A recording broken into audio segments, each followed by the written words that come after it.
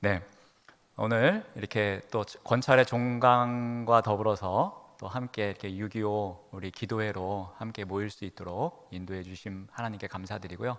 또 이렇게 어려운 가운데서도 또 자리해 주셔서 감사드립니다. 우리 한 학기 동안에 또 권찰에서 섬기시느라고 고생 너무 많으셨고요. 특히 이번 학기에는 제가 아주 잔소리를 조금 하면서 소그룹 리더로서 조금씩 우리가 역량을 갖춰 나가기 위해서 조금씩 한 걸음씩 우리가 내디뎠는데 그래도 잘 따라와 주셔서 감사합니다. 처음에는 아주 퍼센트가 정말 실망할 정도로 낮은 퍼센트였는데 지난달에는 교구에 따라서는 이제 뭐 8, 90%까지 막 이제 육박해서 거의 이제 다음 학기에 조금만 더 하면 이제 모든 교구가 올백을 맞지 않을까 그렇게 생각을 합니다. 하여튼간 감사합니다. 조금 전에 우리 특송을 해준 이 580장 삼천리 반도 금수 강사는 이 오페라에서 따온 곡조입니다. 이태리에 이 도니제티라는 이 작곡가가 있습니다.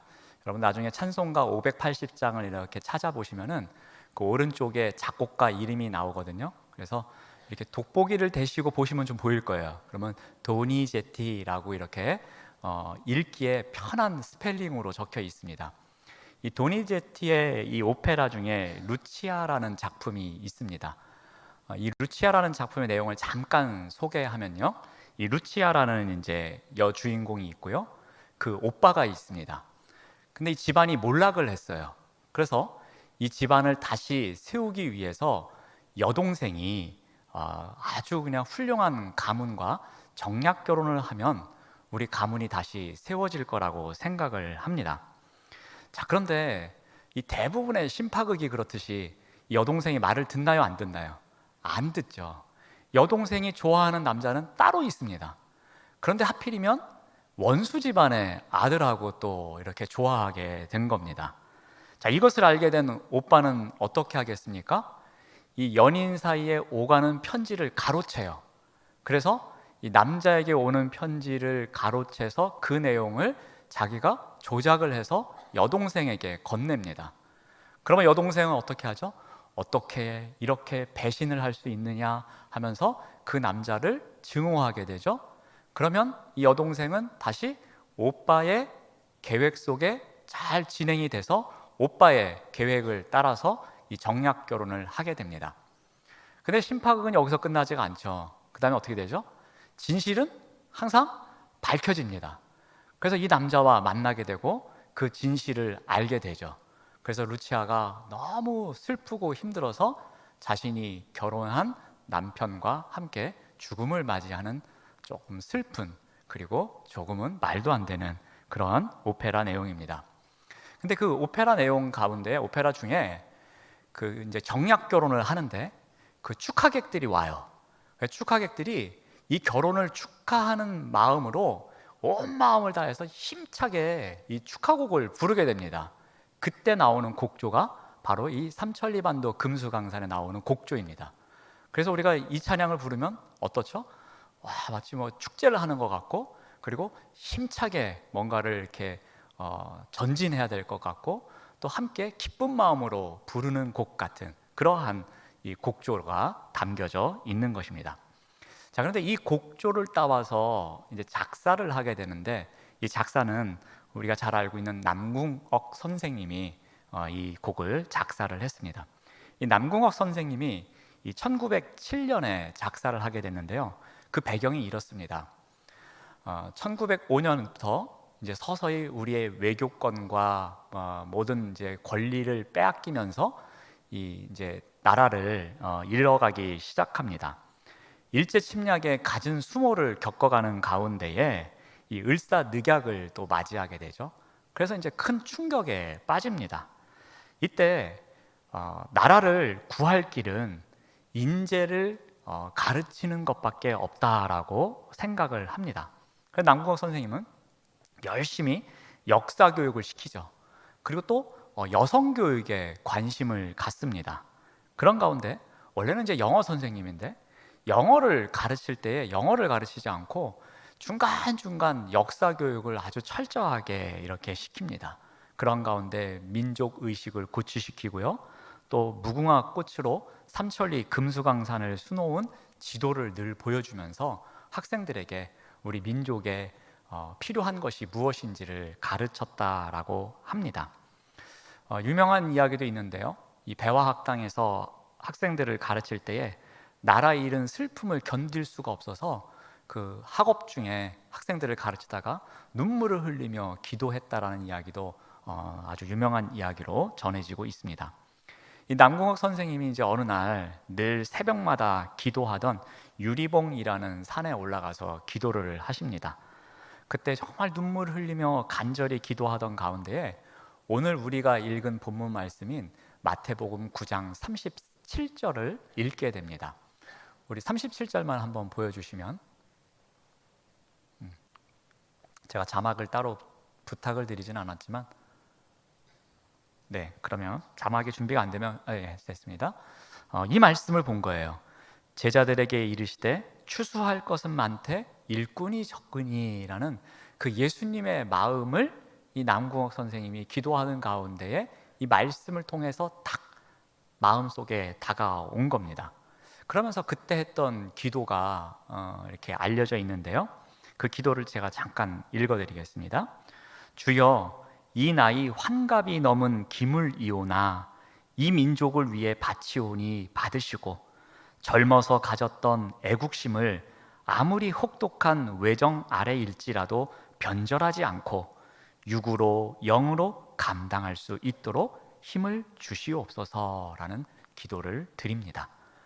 그러니까 이 마태복음 9장 37절 말씀을 보고서 이 삼천리 반도 금수강산에 정말 추수할 것은 많은데 보낼 일꾼이 없구나라는 그 답답한 마음을 느끼는 가운데에 환갑이 넘은 자신의 모습을 보면서도 이 민족을 위해서 제가 열심히 살겠으니, 이 민족을 위해서 제가 할 일이 있으면 무엇이든지 하겠으니 하나님 저에게 힘과 용기를 주십시오라는 기도를 늘 새벽마다 올라가서 기도하던 그 산에서 기도를 드렸던 것입니다. 그날 이 기도를 끝낸 다음에 그 자리에서 멈추지 않고 작사를 하게 됩니다. 그때에 작사한 곡이 바로 조금 전에 우리 특송을 해줬던 삼천리 반도 금수강산에 나오는 그 글이 되는 것입니다. 이러한 배경이 있는 곡은 어떻게 됐겠습니까? 삽시간에 전국으로 퍼지게 되었습니다. 이 곡에 애국심이 또 차고 넘치고요, 또 민족의 가슴에 깊이 스며드는 곡이 됩니다. 그래서 전국에 있는 많은 사람들에게 불리워지게 됩니다. 그러다가 1928년에 찬송가에 편입되어서 우리 찬송가로 불리워지게 되었던 것입니다. 내용이 계몽적인 면도 있지만 나라를 잃은 그 슬픔을 달래면서 경각심을 일깨우는 그러한 내용이 담겨져 있습니다. 일제에게 어떻게 보면 두려움을 안겨주는 곡이기도 했습니다. 그러다 보니까 1937년에 이 곡이 금지곡이 됩니다. 그러니까 일제 입장에서는 마치 이 곡이 이 곡을 부르는 사람들이 반란이라도 일으킬 것 같은 그러한 느낌을 받았던 것 같습니다. 그래서 이 곡을 금지령으로 내리게 됩니다. 곡의 주된 내용은 하나님이 주신 아름다운 금수강산에 할 일이 많으니 그 일을 하러 가자라는 그 내용이 핵심입니다. 그리고 그 당시에 농민이 우리나라의 한 80%였기 때문에 2절 가사처럼 봄이 돌아와 밭을 갈 때니 사방에서 일꾼을 부르고 있다라는 것처럼 마치 우리의 백성들이 피부에 와닿는 그러한 가사말을 통해서 함께 일하러 갑시다 라는 표현을 담고 있는 것입니다. 아마도 이 곡을 통해서 나라를 잃은 아픔, 그 어려운 순간에도 우리가 무엇을 해야 되는지를 깨닫게 하기 위해서 이러한 글을 통해서 백성들이 함께 이 찬양을 부르며 우리가 어떻게 살아가야 되는지, 어느 길로 가야 하는지를 가르치고자 하는 마음이 있었던 것 같습니다. 남궁옥 선생님이 기도하는 가운데에 그리고 오늘 우리가 읽은 본문 말씀을 읽는 중에 이러한 가사말을 또 마음에 주셔서 이 기록한 찬양입니다. 그러므로 어떻게 보면 이 가사말은 예수님의 마음을 배운 것 같기도 합니다. 예수님의 마음은 어떠한 것이었습니까? 마태복음 9장 우리 36절에 보면은 그렇게 나오죠. 무리를 보시고 불쌍히 여기시는 마음이 있었던 거예요. 그래서 그들이 목자 없는 양과 같이 고생하며 기진하고 있는 모습을 보면서 불쌍히 여기고자 하는 마음, 긍휼히 여기고자 하는 마음, 창자가 끊어지는 것과 같은 아픔을 갖고서 그들을 바라보셨다라는 거죠. 마치 그 마음으로 예수님께서 바라보셨듯이 남궁옥 선생님도 이 곡을 쓰기 위한 글을 쓸 때에 그 마음을 갖고 쓰셨다라는 겁니다. 그런데 예수님께서 이 마음을 갖고서 하신 일이 있습니다. 그게 35절인데요. 보면은 예수님께서 가르치시고 전파하시고 고치셨습니다. 이 부분을 다양하게 해석할 수 있지만 오늘은 조금 더 좀 다른 관점으로 한번 접근을 하고 싶습니다. 예수님께서 이러한 백성들을 바라보시면서 안타까움을 느끼셨어요. 그러면서 예수님께서 하신 일은 이들을 가르치십니다. 목자 없는 양과 같이 살아가고 있는 사람들에게 무엇이 잘못되었는지, 그리고 이들에게 가르침이 필요하기에 그들이 배워야 할 것을 가르쳐야 한다라고 생각하신 것 같습니다. 그러면서 그들에게 또 전파하십니다. 어디로 가야 하고 무슨 일을 해야 하고 무슨 일을 하지 말아야 되는지를 그들에게 전파하십니다. 그리고 무엇보다도 그들의 마음을 고쳐주십니다. 그들에게 소망을 주시고요. 그리고 무엇이 달라질 수 있는지를 희망을 갖고 살아갈 수 있도록 예수님께서는 그 목자 없는 양과 같은 무리들에게 다가가셨던 것입니다. 아마도 그 남궁옥 선생님이 기도하시는 마음이 바로 이와 같은 것이었을 거예요. 백성들을 바라보는 가운데에 마치 목자 없는 양과 같이 이 나라를 잃고서 헤매이고 있는 이 백성들을 가르쳐야 하고요.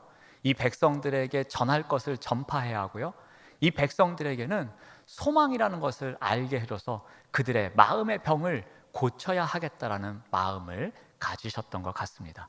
그 마음으로 백성들을 향하여서 기도할 때에 그 37절의 말씀, 이 일을 위해서 추수할 사람이 필요한데 일꾼이 없으니 내가 어떻게 해야 될까? 그래서 그 마음으로 더욱 간절하게 기도하지 않았을까 생각을 해봅니다. 어려운 때일수록 기도하는 사람들이 꼭 있습니다. 어려운 사람들, 목자 없는 양과 같이 헤매이면서 기진해 있는 사람들을 보고 창자가 끊어지는 것과 같은 아픔을 느꼈던, 그래서 그들을 불쌍히 여겼던 예수님처럼, 그래서 그들을 향하여 예수님께서 모든 것을 내어주듯이 그들을 위해서 기도하고 가르치고 전파하고 고치셨던 것처럼 늘 어려운 때에는 그 어려운 상황 가운데 속에서 기도하는 사람들이 있었습니다. 일제강점기에도 남궁옥 선생님 같이 기도하시는 분들이 있었고요. 한국 전쟁 때에도 이 전쟁의 어려움을 이겨내기 위해서 정말 피눈물을 흘리면서 기도하시는 분들이 있었고요.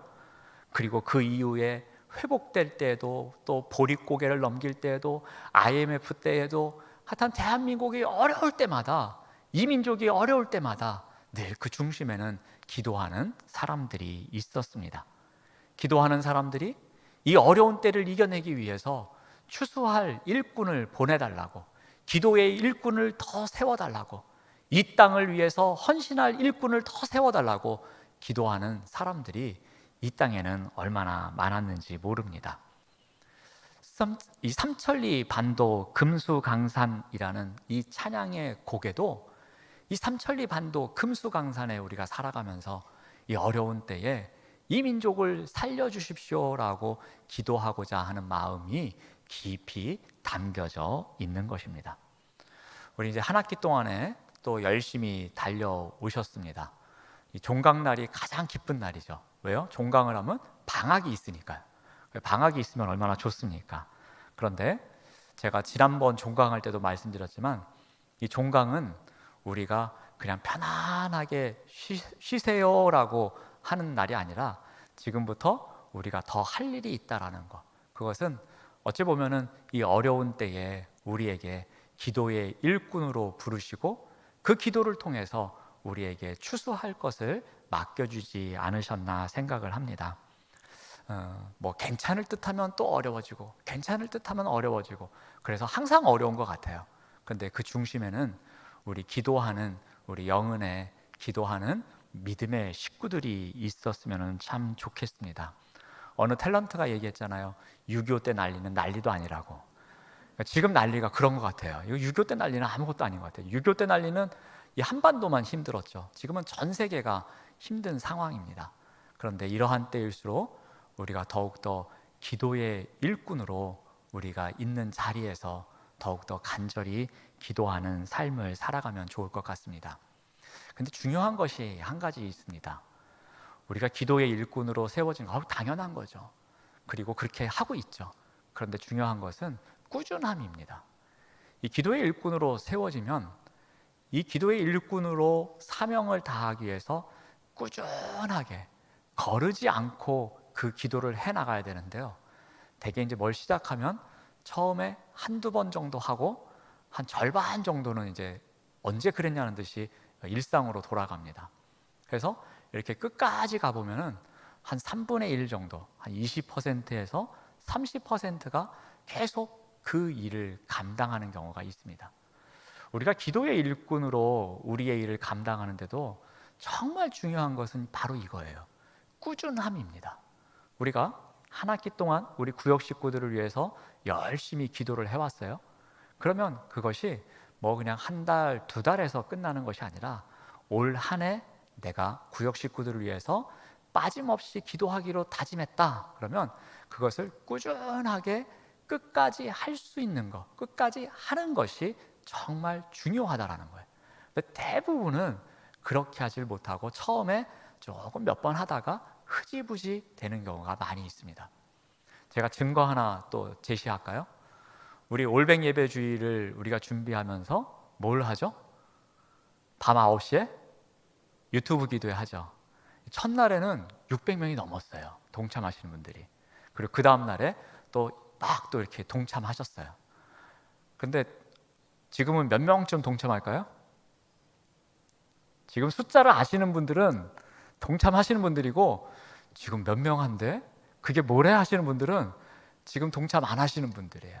자, 숫자가 이야기를 해주죠. 처음에는 600명이 넘는 인원이 올백 예배 주일을 위해서 함께 그 30분 정도 그 유튜브 기도회에 참석하시면서 함께 하셨어요.